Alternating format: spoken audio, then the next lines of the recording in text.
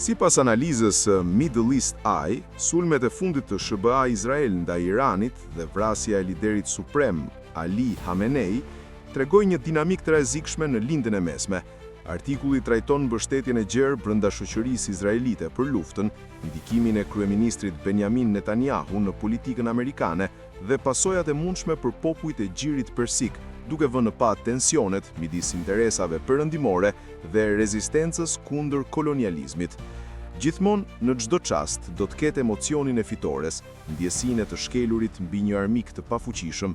Nëse do të doje një pamje të së-ardhmes, imagjino një çizme që shkel një fytyrë njeriu për gjithmonë. Ky citat është nga libri 1984, i shkruar nga George Orwell, ku pasqyrohet një lidhje e vitit 1949 me ngjarjet e fundit. Një sulm i paprovokuar që ndodhi pavarësisht përparimeve të dukshme në negociatat në Oman, tani kërcënon jetën e miliona njerëzve në të gjithë rajonin. Ai pason premtimet e përsëritura të presidentit amerikan Donald Trump për të mbyllur konfliktet me një ide siç e shkruan Orwell: lufta është paqe, paqja është luftë. Përshkallëzimi vjen gjithashtu në kontekstin e deklaratave të fundit të ambasadorit amerikan Mike Huckabee, i cili mbështeti të drejtën e Izraelit për të zgjeruar kufit nga Nili në Eufrat, ndërsa Izraeli vazhdon të marrë më shumë toka palestineze, dhe fjalimit në Munich të sekretarit të shtetit amerikan Marco Rubio, që shprehu dëshirën për të rikthyer madhështinë perëndimore përmes një forme kolonializmi, duke gëzuar elitat politike europiane. SBA dhe Izraeli po eliminojnë udhëheqësi politik dhe fetar, duke treguar një mosrespekt të hapur për ndjenjat e popujve në Gjirin Persik dhe për pasojat afatgjata në riformatimin e politikës botërore.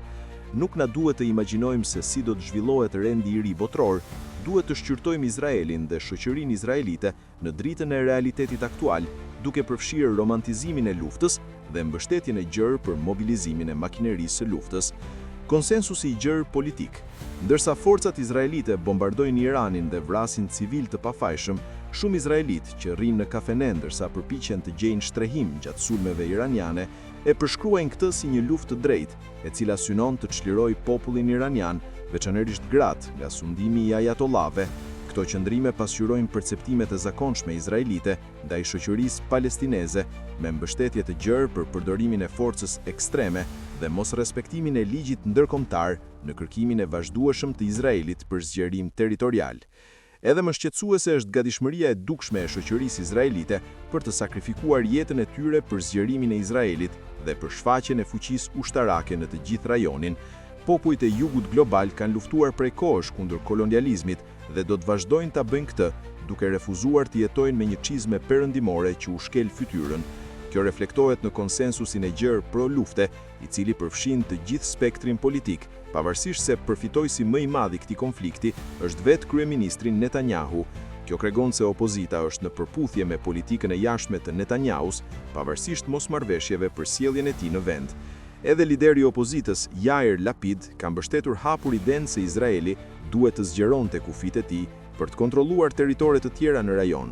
Kjo mbështetje është rritur gjatë 2 dekadave të fundit, ndërsa ndryshimet demografike dhe forcimi i lëvizjeve fetare nga ultraortodoksët dhe nacionalistët fetar kanë intensifikuar debatet e brendshme për besimin dhe shtetin, shpërndarjen e burimeve dhe rekrutimin ushtarak. Elitat politike e kuptojnë se shoqëria izraelite bashkohet rreth luftës. Ajo është një shoqëri që ka ndërtuar etikën e saj mbi luftën, duke e parë zgjerimin territorial si të natyrshëm, ndërsa përdor me dy fytyrëshi terminologjinë liberale perëndimore për të ndihmuar minoritetet dhe gratë. Ndërkohë liderët botror përpiqen të balancojnë interesat e tyre, kryeministri britanik Keir Starmer u distancua nga sulmi fillestar, por më pas konfirmoi se avionët luftarak britanik po punonin për të mbrojtur aleatët perëndimor. Mesazhi që merr shoqëria izraelite është i qartë. Perëndimi mbështet këto operacione, pavarësisht gjenocidit të vazhdueshëm në Gaza, okupimit të pjesëve të Sirisë dhe Libanit dhe bombardimit në Yemen. Kjo mbështetje mbetet e palëkundur edhe pse udhëheqësi i këtij procesi, Benjamin Netanyahu, është kërkuar për akuza për gjenocid në Gaza.